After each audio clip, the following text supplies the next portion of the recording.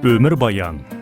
Бүгінде 90 жасқа толып отырған Үсейін атамыз 1935 жылы 1 қаңтарда Жамбыл облысы Меркі ауданы Мыңқазан ауылында ұлы жүздің дулат руының 4 атасының бірі Ботбайдан тараған Өмірбектер ұрпағы болып келетін Әлімқұл Кәшкеұлының отбасында дүниеге келген. Әкесі Әлімқұл мен анасы Бейіл ұзақ уақыт перзент көрмей, қасиетті Түркістанға жаяу барып, Аллаға құлшылық етіп, нәресте сұрап, соның нәтижесінде үлкен әпкесі Сайрамкүл өмірге келген. Ал атамыз Үсейін отбасындағы екінші перзент болса, одан кейін Советкүл атты қарындасы туылған. 1939 жылы атамыздың әкесі Әлімқұл Кәшкеұлы өмірден өтсе, анасы Бейіл 1946 жылы өмірден өткен.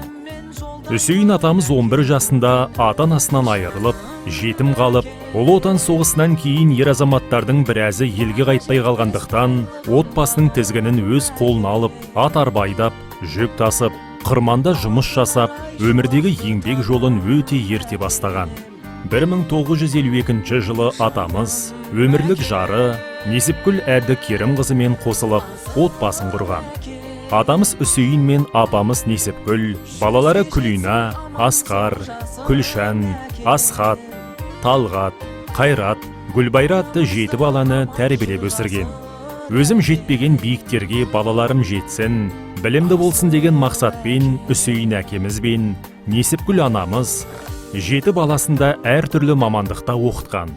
Бүгінгі күні атамыздың ұл қыздары әртүрлі салада қызмет етіп, кәсіпкерлікпен айналысып, өмірде өз орындарын тапқан, ел сыйлайтын азаматтар мен азаматшалар. Үсейін атамыздың еңбек жолына тоқталып өтсек, ол 1950-1971 жылдар аралығында Меркі ауданына қарасты 22-ші партсъезд колхозында тракторист болып жұмыс істесе, 1972-1975 жылдарда сол колхозда қызылша, жүгері саласында бригадир, звеновой болып жұмыс істеп, 1960 жылы коммунистік партия мүшесіне қабылданып, Кеңес одағы тарағанға дейін сол партияның беделді мүшесі болған. Атамыз Үсейін адал еңбегінің арқасында 1970-1974 жылдар аралығында Жамбыл облыстық советінің депутаты болып сайланған.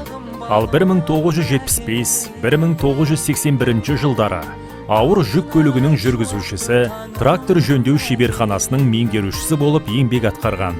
1982-1993 жылдары Үсейін атамыз сүт өндіру фермасында жұмыс істеп, мал баққан. Үсейін атамыз 47 жыл бойы бір колхозда үзбей жұмыс істеп, маңдай терін төгіп жұмыс істегендіктен, ерен еңбегі үшін Кеңес одағының бірнеше медальдарымен және құрмет грамоталарымен марапатталған. Өмір болғаннан кейін өкінішті сәттер де болады. Бүгінде атамыздың ұлы Асхат, өмірлік жары Несіпкүл, бауырлары Сайрамкүл мен Советкүл, үлкен немересі Илхам өмірлік мекендеріне аттанған. Қазіргі уақытта Үсейін атамыз 90 жасқа толып, 7 баласынан 17 немере, 35 шөбере, 2 шөпшек көріп, өсіп өнген отбасының тірегі болып отыр. Жүзге жетсін аман сау жасың әке, арамызда аман жүр ғасыр әке. Асыл әке, жаным әке, баға жетпес байлығым бағым әке.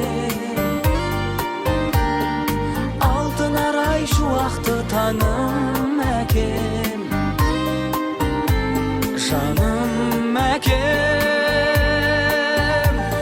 Асыл әкем, жүзге жетсін аман сау жасың әкем, арамызда аман жүр ғасыр әкем. Асыл әкем.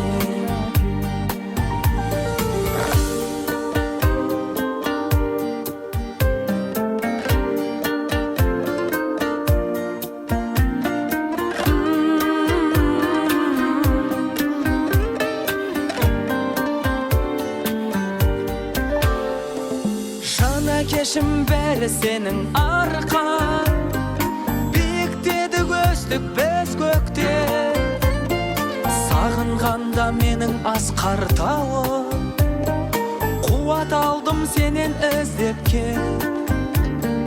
Жақсылығың бізге сан жетпейді, айта алмаймын бәрін тізбектеп.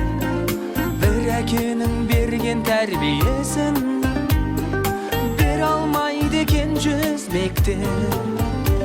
Жаным әкем, баға жетпес байлығым бағым.